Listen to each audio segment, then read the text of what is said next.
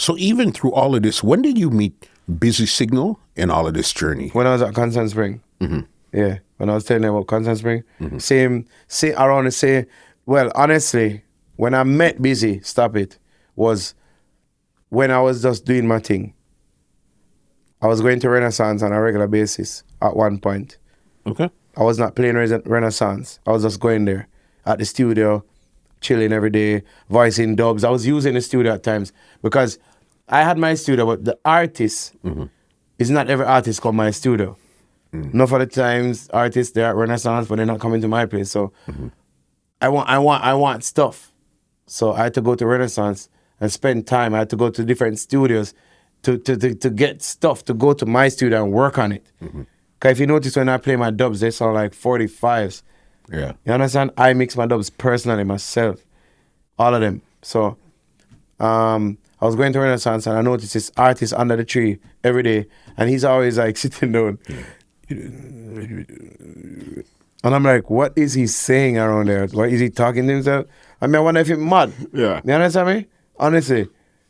And then one day, I just start getting closer to him, like every day, I just start going closer to the tree for try to hear what I say. Yeah. You understand me?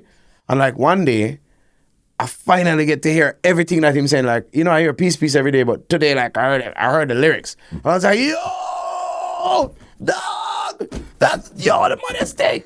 Yeah. Man, I said, dog, you crazy with it, bro. And he's like, remember I'm there for months, just there under the tree, you know. And everybody's like, yeah, man, I'm busy that. Man, I said, no, bro, you're the maddest thing on earth. Bro, come part me for a day. Just part me for a day. Yeah. And then part me for a day, like, me and him in the studio at Renaissance. And then I said to him, yo, come part me for a day at my studio. Let's hold a vibe. Him said, all right, cool. We'll go to my studio for the day. Bro, all over. It done. From me and Busy start part out, the whole place mash up. Yeah. So was this before Step Out or after Step Out? It was before. It was at Priory, over Tension, we refined Step Out, we voice it in a Roland machine. Roland machine, I buy it from Karim or one of them. One big Roland machine. I mean, when I was a little youth, I didn't even have the money to buy it. Them time I'm not in the studio, you know. We was over Tension every day with a computer, you know. Come tell me, I could have built the computers. Yeah. So I had a computer over there. The computer did not even have a back or a side. It was a skeleton with all the stuff in there. So every now and again we had to use a brush or a vacuum and we have cleaned it up because it was a collected dust. Because we didn't have anything to cover it. Yeah. We just, you understand me? It wasn't in a case. No. It was just a skeleton. You understand me? We just build that and have that and run. You understand me? And we're using the VS 1824, I believe that's the name of it. Yeah, at the time I saved all my money and I bought it. And that's voicing Busy in. That's where we found Step Out. Like, it's me and Busy writing that song. And then the song, I went to a party and I mashed up the place and we start push the song and Busy started on the whole place. And then I went away for like 2 weeks. By the time I come back, Busy signed an agreement with Renaissance and Jazzy and Delano and put out the song and build over the rhythm with Equinox and all kind of things because Equinox is build the rhythm originally. Yeah. Okay, so the version that we hear of Step Out is not the original one that... Not the original, no. They did over the rhythm with Renaissance. So, the first original Step Out, yeah, I'm the only one.